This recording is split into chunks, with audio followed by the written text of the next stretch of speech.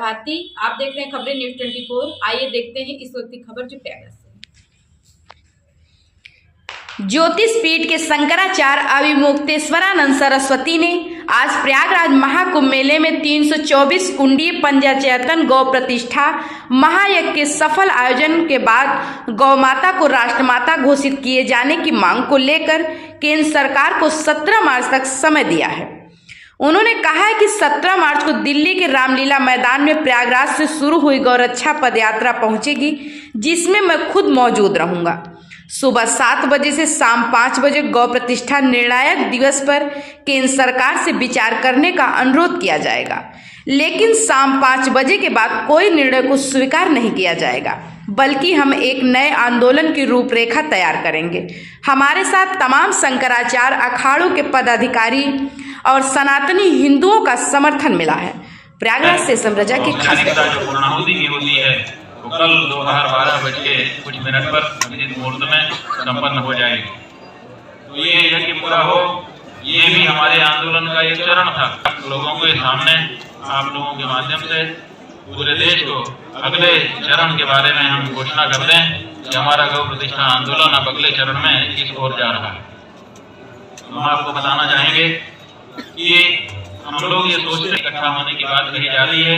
भारत की सरकार जितने बड़े मंच का निश्चित रूप से उपयोग करेगी और यहीं पर हर सनातनी को अच्छा लगने वाला ये निर्णय कि हम गौ माता की हत्या को अपराध घोषित करते हैं, यहीं पर सरकार कर देगी।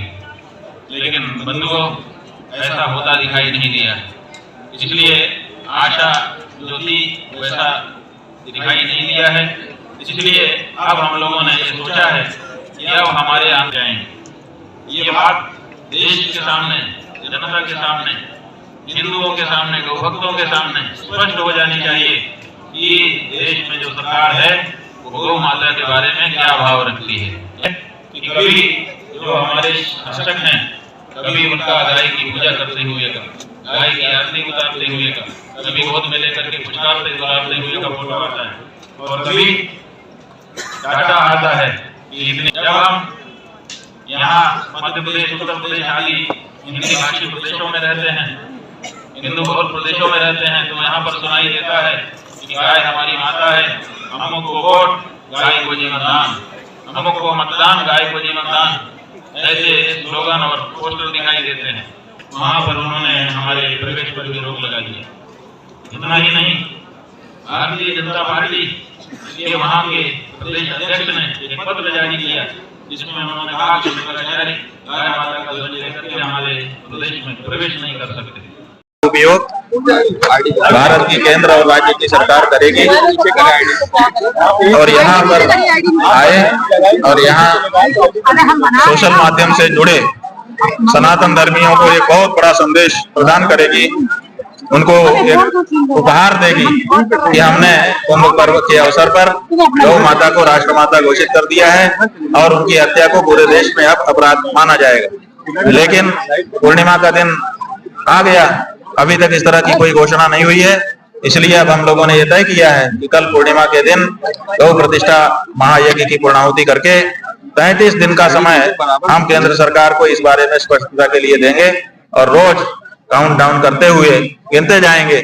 17 मार्च को जैसे ही 33 दिन पूरा होगा, दिल्ली में एक दिन बैठेंगे हम लोग पूरे दिन, सवेरे से 7 बजे से शाम को 5 बजे तक, और तब तक भी अगर केंद्र सरकार की ओर से इस बारे में कोई बात नहीं आती है तो फिर हम लोग अपना निर्णय लेंगे कि हमको अब गौ माता की रक्षा के लिए अगले चरण में क्या करना। देश प्रदेश सरकारों से आशा उस दिन तक करेंगे, उसके बाद सरकार से आशा नहीं करेंगे। देश प्रदेश में हिंदुत्व की विरोध आएगा तो समर्थन भी आएगा।